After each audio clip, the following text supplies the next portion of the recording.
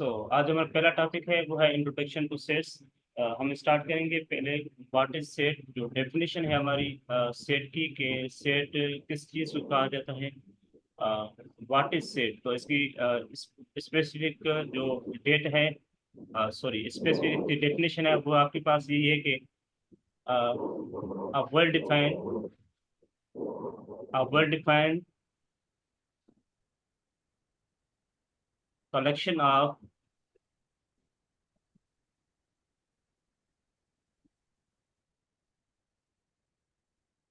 a well-defined collection of distinct objects. Distinct objects is called set.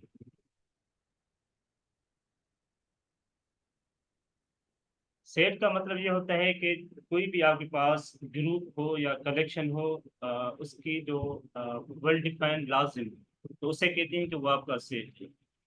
ठीक है, तो इसका एग्जांपल ये हो सकता है कि set of natural numbers.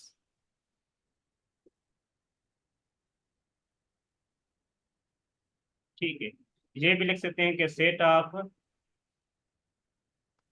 All numbers.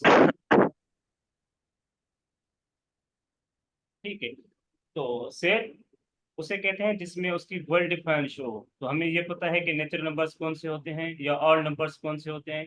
अच्छा, एक और इसमें क्वेश्चन आया था कि सेट ऑफ ऑल ब्यूटीफुल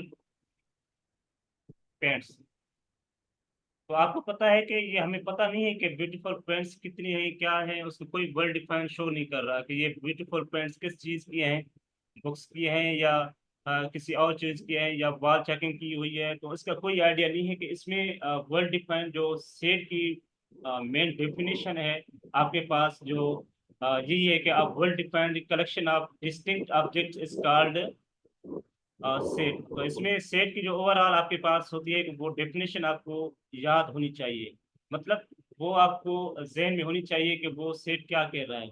ऐसा नहीं कहे कि जो आप कह रहे हैं कि सेट ऑफ आर्मी सोल्जर्स, ये नहीं कह सकते कि आर्मी सोल्जर जो सेट है, मगर उसकी कोई वर्ल्ड डिफाइंड कंडीशन यहाँ पे नहीं दी। ठीक है, अगर सेट की वर्ल्ड डिफाइंड कंडीशन शो हो रही है, अच्छा वर्ल्ड डिफाइंड का मतलब ये है कि आप किसी चीज को लिस्ट कर सकें या काउंट कर सकें या उसे आप देख सकें, तो उसे कहते हैं कि ये आपकी वर्ल्ड डिफाइंड शो कर रही है। वर्ल्ड डिफाइंड का मतलब ये होता है कि आपके पास सेट को किसी चीज को लिस्ट कर सकें या काउंट कर सकें।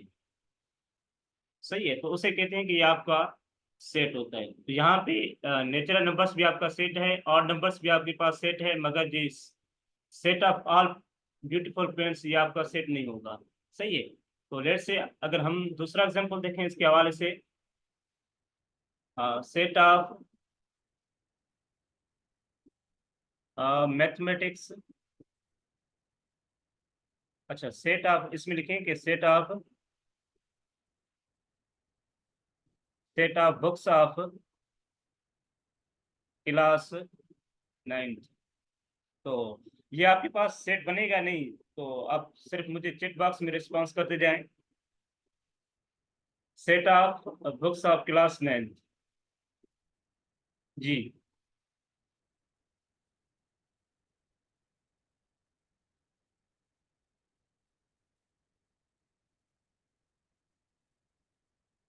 जी बिल्कुल बनेगा, क्यों बनेगा जी बताएं इशफाक अहमद।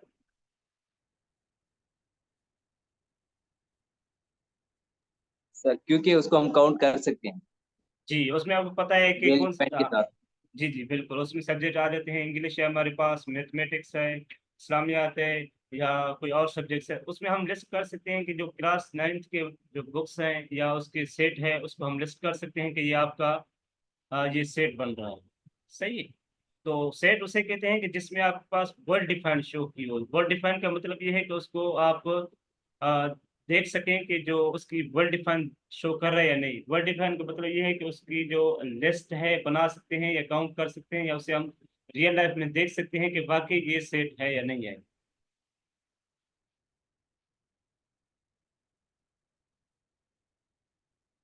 हाँ जी, फाइन। सर जैसे आप बोल रहे हैं वेल डिफाइंड हो, हम इनफाइनाइट सेट कैसे लिखते हैं सर? वो तो वेल डिफाइंड नहीं होता। हाँ फिर जी उसको सेट बोलते हैं। जी, एक मिनट, ये आपके पास सेट है, सेट ऑफ नेचुरल नंबर्स। यह आपके पास बिल्कुल फाइनाइट सर, है इनफाइनाइट है? ये तो इनफाइनाइट है सर। तो आपको इसकी रेंज पता है ना? वो पता तो नहीं है ना सर। नहीं, मतलब आप इसको लिस्ट कर सकते हैं कि इसके में कौन कौन से एलिमेंट आ सकते हैं, 1 2 3 4 अप टू सो ऑन।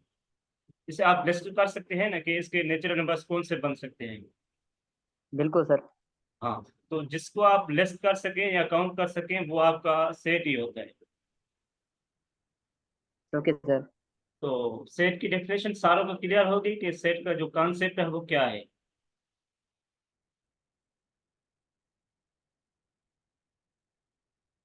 अच्छा, उसके बाद आता है कि सेट को लिखा कैसे जाता है। ठीक है, मिसाल तो ए सेट है आपके पास, 1 2 3 4। ठीक है, तो ये ए है आपके पास, इसको सेट कहा जाता है कि ये सेट है आपका। ठीक है। अच्छा, इसका मकसद ये होता है कि ये जो आपका सेट होता है वो हमेशा कैपिटल लेटर में होता है। ये भी आप जहन में बिठा लें कि आपके पास जो सेट होता है वो हमेशा रिप्रेजेंट किया जाता है कैपिटल लेटर से।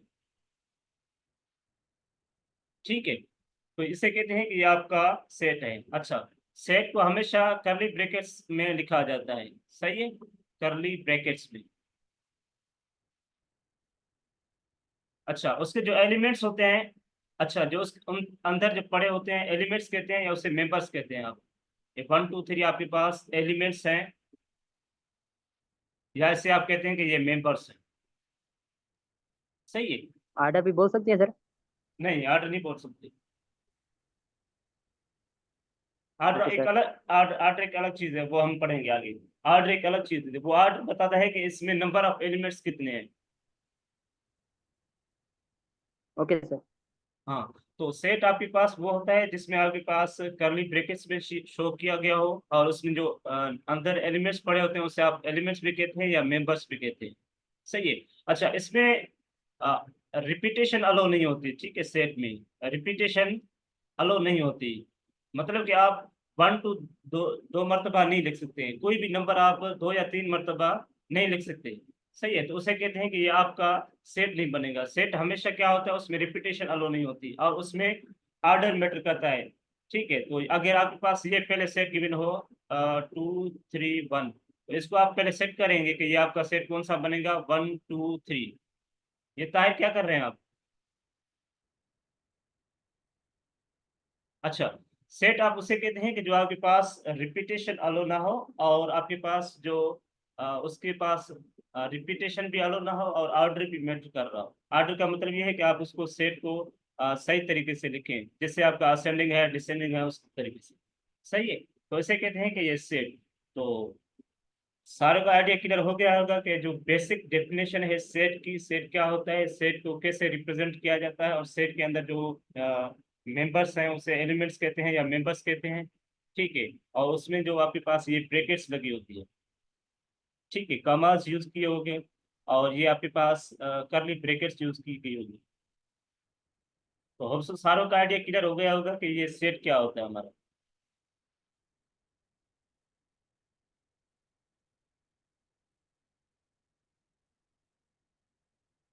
अच्छा, उसके बाद हमने सेट देख लिया कि क्या है। उसके बाद सेट को 3 तरीके से आप लिख सकते हैं, 3 ways ऑफ राइटिंग सेट। ठीक है, पहला तो आपके पास होता है डिस्क्रिप्टिव सेट, डिस्क्रिप्टिव फॉर्म। ठीक है, डिस्क्रिप्टिव फॉर्म जिसे कहते हैं आप। और दूसरा होता है आपके पास टेबुलर फॉर्म। और थर्ड आपके पास होता है कि बिल्डर फॉर्म। तो ये 3 तरीके होते हैं सेट को लिखने के। एक आपके पास होता है डिस्क्रिप्टिव फॉर्म, टेबुलर फॉर्म, और तीसरा आपके पास होता है बिल्डर फॉर्म। तो इसके आप एग्जांपल करेंगे एक एक, जिससे आपका आइडिया हो जाएगा। अच्छा, नंबर 1 आपके पास है descriptive set, as a statement तौर लिखा गया होगा। मिसाल तौर set of natural numbers natural numbers less than 5, ठीक है, लेस देन 5। और और उसके आगे से एक ही सिंबल देते हैं ना। हाँ, तो इसको आप क्या करेंगे, ए आप इसको सेट को रिप्रेजेंट करेंगे किसी भी चीज से, ठीक है। ए आप कैपिटल लेटर से शो करेंगे कि ए सेट है आपके पास, set of all natural numbers less than 5, ठीक है। उसके बाद आता है आपके पास टेबलेट फॉर्म। तो इसकी टेबलेट फॉर्म क्या होगी कि जो आपके पास नेचुरल नंबर्स हैं लेस देन 5 कौन से हैं, तो 1 2 3 4, ठीक है। अच्छा, उसके बाद आपके पास आता है टेबुलर बिल्डर फॉर्म कैसे लिखते हैं। Symbols की एक्स सच एक्स दैट। हाँ, इसमें X आप such क्या, that X belongs to X आपके पास जो होता है X such that X belongs to natural numbers and X आपके पास क्या हो लेस देन 5, तो उसे कहते हैं yes, कि ये 5 आपका सेट बिल्डर फॉर्म। सही है, क्लियर हो गया कि जो आपके पास जो 3 वेज ऑफ राइटिंग सेट्स होते हैं, एक होता है descriptive form as a statement में लिखा गया हो, और टेबुलर फॉर्म उसे कहते हैं जो आपका एज अ लिस्ट और कर्ली ब्रैकेट में लिखा गया हो, और builder form as a symbol और नोटेशन में लिखा गया हो। ये इसको सिंबल या नोटेशन कहते हैं। ये बाय अच्छा एक्स बिलोंग कर रहा है, बिलोंग मतलब ये नेचुरल नंबर्स है, ये एंड को शो करता है, and x is less than और लेस देन 5, तो ये आपके पास होती है टेबुलर फॉर्म, ये आपके पास होती है सॉरी, ये आपके पास होता है बिल्डर फॉर्म, ये टेबुलर फॉर्म, और ये आपके पास होती है डिस्क्रिप्टिव फॉर्म, या जिसे आप कहते हैं कि ये स्टेटमेंट फॉर्म। तो क्लियर हो गया सारों का। yes sir। इसको सर टाइप्स बोल सकते हैं। नहीं, टाइप्स अलग चीज है, टाइप्स कौन से होते हैं सर। वो आते हैं उसमें, ओके सर। जल्दी ना करो। अच्छा, तो ये क्लियर हो गया कि आपके पास डिस्क्रिप्टिव फॉर्म, टेबुलर फॉर्म और बिल्डर फॉर्म क्या होता है।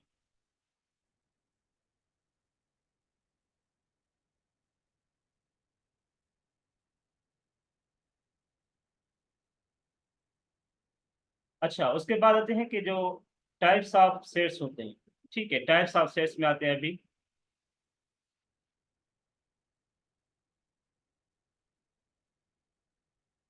अच्छा, टाइप्स ऑफ सेट्स में पहला पहला ये होता है कि फाइनाइट एंड इनफिनिट सेट।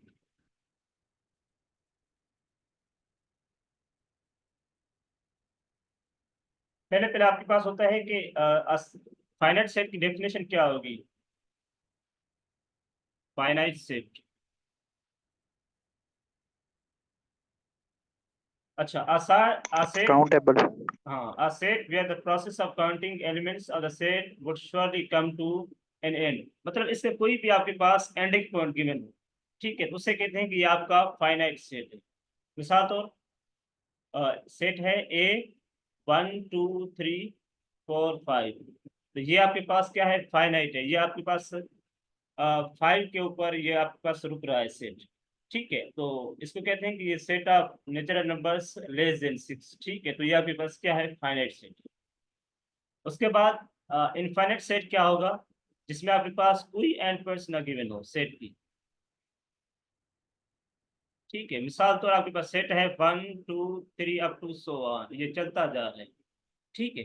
तो ये आपके पास इनफिनिट सेट में और फाइनाइट सेट में ये फर्क होता है कि फाइनाइट सेट में एंड पॉइंट्स गिवन होती है आपके पास जो सेट होता है, और इनफिनिट सेट में आपके पास एंड पॉइंट नहीं गिवन होती, तो उसे कहते हैं कि ये आपका इनफिनिट सेट है या फाइनाइट सेट। तो इसमें आपके पास ऑर्डर, तो ऑर्डर का मतलब क्या होता है जी, इसमें ऑर्डर देखें, ऑर्डर ऑफ फाइनाइट सेट।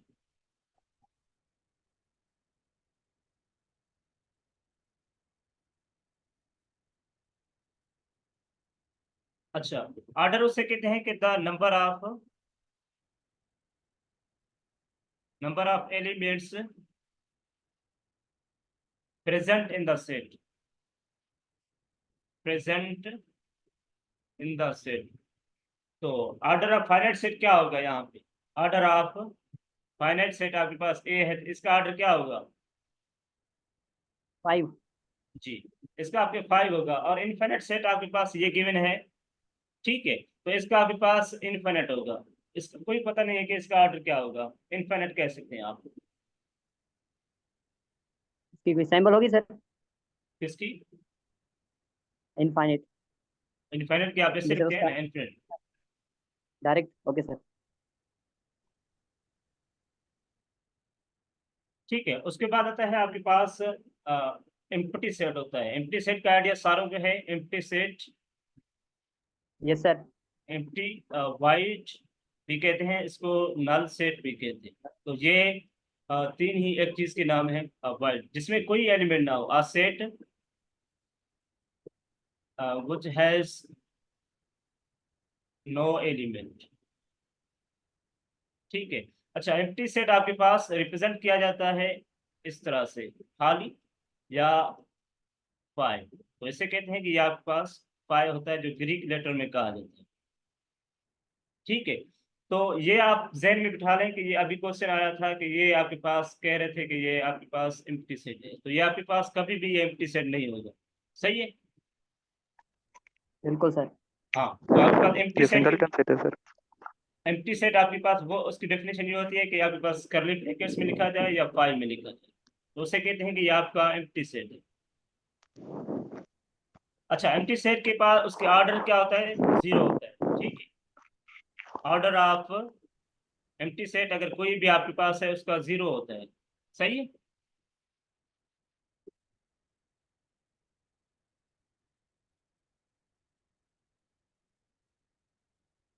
अच्छा, उसके बाद आता है कि आपके पास सेट होता है equal.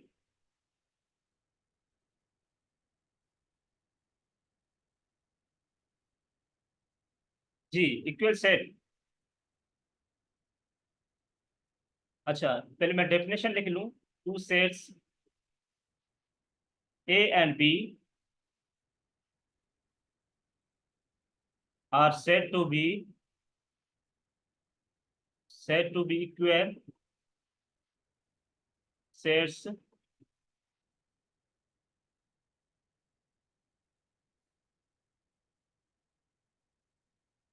if every element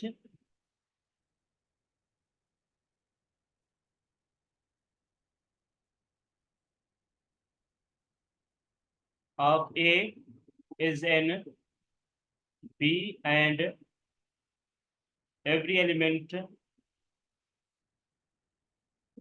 of B is in A। अच्छा, इनकी सिंपल वर्ड्स में और डेफिनेशन भी है। सिंपल यही होती है कि आपके पास दो, अच्छा, इक्वल सेट का होता है। इक्वल सेट्स का मतलब ये होता है कि दो सेट्स में आप कंपैरिजन चेक कर रहे हैं। ठीक है। इक्वल सेट्स आप एक सेट का नहीं ले सकते। ठीक है। इक्वल सेट्स आपके पास दो सेट का आप कंपैरिजन चेक कर रहे होते हैं कि वो इक्वल है या नहीं। अच्छा, उसमें कंडीशन एक ये होती है कि उसमें नंबर ऑफ एलिमेंट्स आपके पास सेम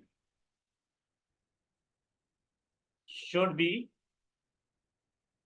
सेम, बट दूसरी कंडीशन भी कि वो एलिमेंट्स भी आपके पास क्या हो, एलिमेंट्स शुड बी सेम। अच्छा, इक्वल सेट वो होता है कि आपके पास नंबर ऑफ एलिमेंट्स भी सेम हो और जो एलिमेंट्स पढ़े हैं वो खुद भी सेम हो। उसका एग्जांपल देखते हैं आपके पास। मिसाल तौर ए सेट है आपके पास 1 2 4। ठीक है। और बी सेट है आपके पास 1 2 4। तो पहली कंडीशन हमने देखी थी कि नंबर ऑफ एलिमेंट्स सेम होनी चाहिए। तो इसमें भी तीन है, 1 2 3, और इसमें भी 1 2 3 सेम।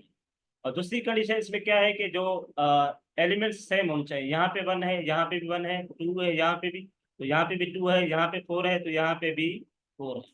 तो इसे कहते हैं कि ये सेट्स आपस में इक्वल है। तो सारों को समझ आ गया है कि इक्वल सेट क्या होता है।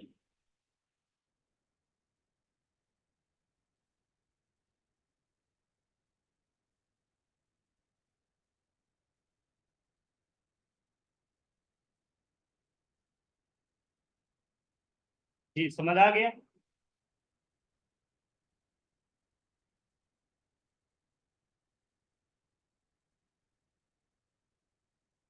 हाँ, तो उसके बाद आपके पास होता है इक्विवेलेंट सेट।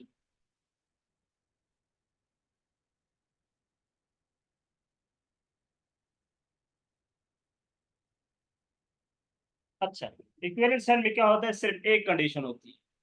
उसमें क्या होती है कि सिर्फ नंबर ऑफ एलिमेंट सेम होनी चाहिए।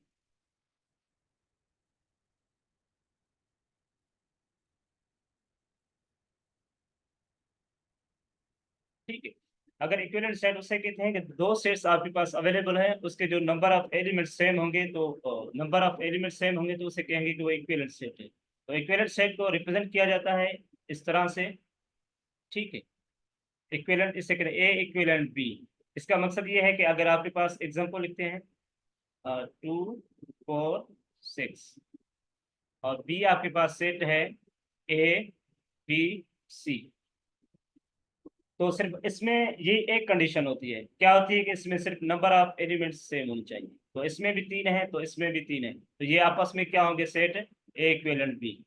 तो ये सेट्स आपस में इक्विवेलेंट हो गए। तो इक्वल इक्विवेलेंट समझ आ गया।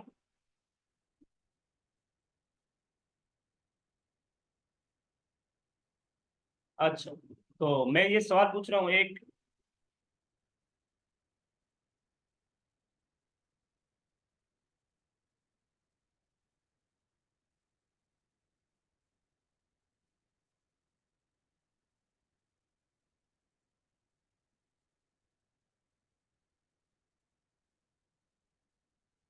every equal set is equivalent and every equivalent set is equal।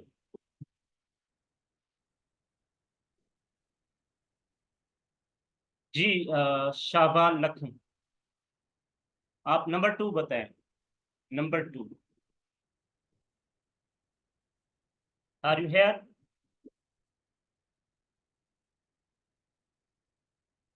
जी मेहदी रजा।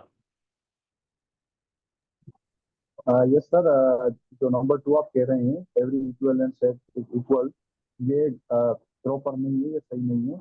अगर जो ऊपर वाला है ना, इक्वल हमेशा इक्विवेलेंट होता है, जो इक्विवेलेंट होता है वो हमेशा इक्वल नहीं होता। वजह क्या है इसमें? सर, उसके जो मेंबर्स हैं वो सभी एलिमेंट्स हैं वो इक्वल होते हैं। इक्विवेलेंट में ये होता है कि मतलब आगे पीछे हो, कौन से भी हो, उसमें फर्क नहीं होता, बस उनके सेम होना चाहिए। लेकिन इक्वल की ये शर्त होती है कि मतलब उनके मेंबर भी सेम हो, उनकी तादाद भी सेम हो। बस वेल डन। अच्छा, तो ये इसका थैंक यू। कॉन्सेप्ट सारों को समझ आ गया कि इक्वल सेट और इक्विवेलेंट में क्या फर्क है, कि आपके पास एवरी इक्वल सेट है वो इक्विवेलेंट होता है और एवरी इक्विवेलेंट सेट आपके पास इक्वल नहीं होता।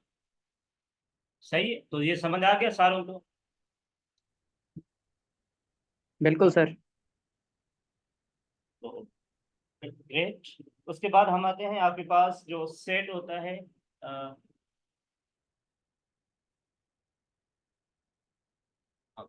उसके बाद आपके पास होता है सिंगलटन सेट।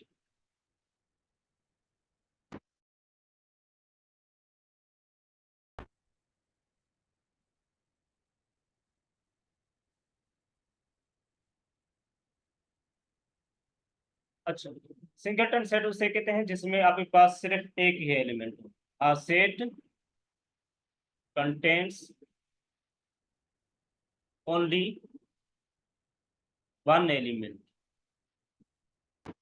ठीक है, तो उसे कहते हैं कि ये आपके पास सिंगलटन सेट है। तो क्या होगा, A1 और बी आपके पास होगा सी, और ये भी आपके पास सिंगलटन सेट है। सही है,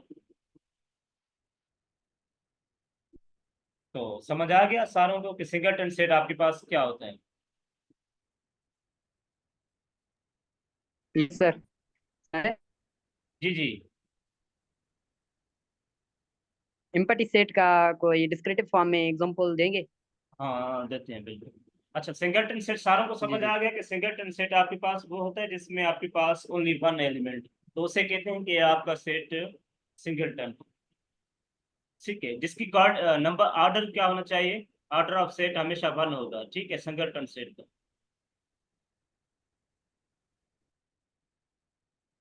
हाँ, तो एम्प्टी सेट का कोई डिस्क्रिप्टिव एग्जांपल तो देगा, किसी को याद है? हमने फेज 1 में किया था। जी, हम पूछेंगे किसी और से।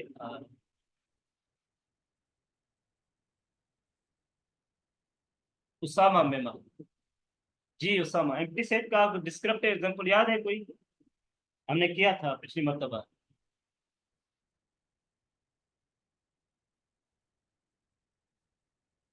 जी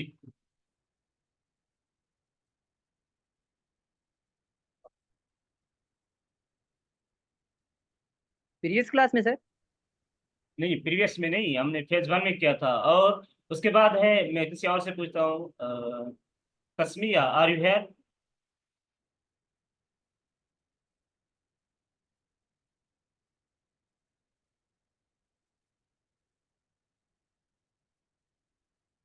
जी मुस्तफ़ा, आप बताएं, मुस्तफ़ा अली।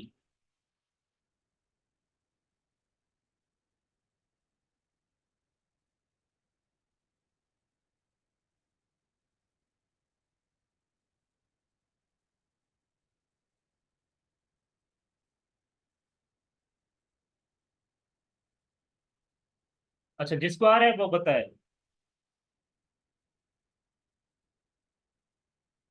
जी सुमित बताएं।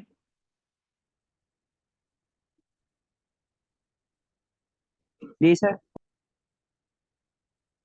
जी तस्मिया, आपने बताया है मगर वो डेफिनेशन बताइए, मैं एग्जांपल पूछ रहा हूँ। जी सुमित, आप एग्जांपल बताएं कि सेट क्या होगा। जी सर सुमित। एम्पटी सेट का सेट का एम्प्टी सेट। एम्पटी सेट का the set of beautiful flowers. ये सेट है। ये एम्पटी सेट है ना, पता नहीं कि कौन कौन से होते हैं ब्यूटीफुल फ्लावर्स, अनडिफाइंड है। पहले तो ये सेट है, बाद में आते हैं कि ये एम्प्टी है। पहले तो ये सेट है जो आप बता रहे हैं। अच्छा वैसे तो सेट नहीं है, अगर हम एग्जांपल ले लें और किसी चीज का, जैसे एम्पटी सेट हो like the set of fishes living on land. अच्छा, मैं एक आपने सही जवाब दिया है, नेचुरल नंबर्स लेस देन 1। तो ये आप कह सकते हैं कि जो आपके पास एम्प्टी सेट का डिस्क्रिप्टिव फॉर्म है, ये भी एग्जांपल अच्छा है कि set of natural numbers less then 1। आपको पता है कि इसका आंसर क्या होगा? इसका बिल्डर फॉर्म में आप क्या लिखेंगे, टेबुलर फॉर्म में? तो ये एम्प्टी सेट होगा। आपको पता है कि नेचुरल नंबर्स हमेशा 1 से बड़े होते हैं, 1 या 1 से बड़े होते हैं। Set of are intelligent student. अच्छा, इंटेलिजेंट स्टूडेंट्स, तो पहले तो ये वर्ड डिफाइन करना पड़ेगा कि इंटेलिजेंट स्टूडेंट्स कौन से हैं। मतलब कि आप कोई क्लास आप कंसिडर कर लेंगे, उसके बाद कैटेगरीज कर लेंगे उसको। उसके बाद आप कह सकते हैं कि मिसाल तो set of are intelligent students आप सखर आई भी है। तो ये कह सकते हैं आप कि ये सेट बन सकता है, मगर इसमें आप ये नहीं कह सकते कि ये एम्प्टी सेट होगा।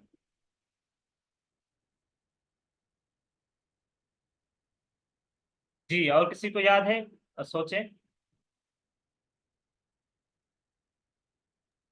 Sir set of even numbers in tenth table, जो वो होता है अपना, यहाँ और नंबर जो होते हैं। Hello sir. जी जी बताएं। सर आवाज आ रही है? जी जी बिल्कुल आ रही है आपकी। सर जो इवन नंबर होते हैं वो जी जी। वो नाइन्थ, जो नाइन्थ होते हैं टेबल। जी जी। हेलो जी जी बिल्कुल बताएं। सर।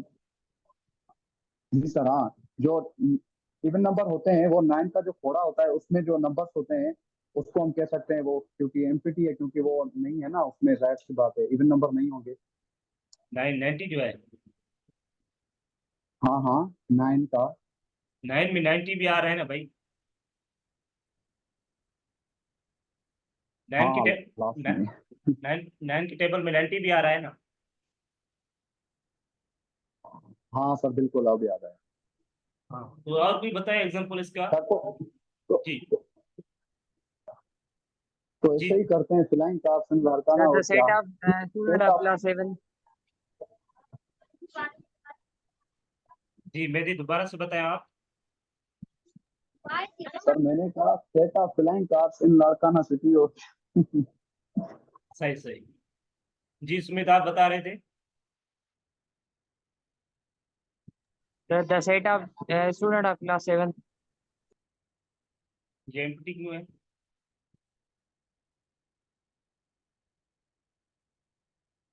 सर वैसे पता नहीं ना कौन सा स्कूल है, कौन सा क्लास है, कहाँ पे है, कितने स्टूडेंट हैं। तो अगर ये बात कर रहे हैं तो ये वर्ल्ड डिफाइंड भी नहीं होगा, पहली बात तो ये।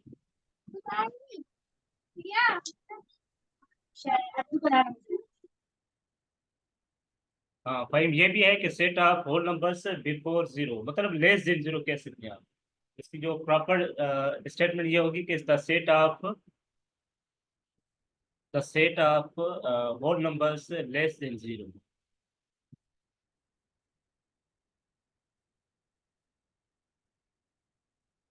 तो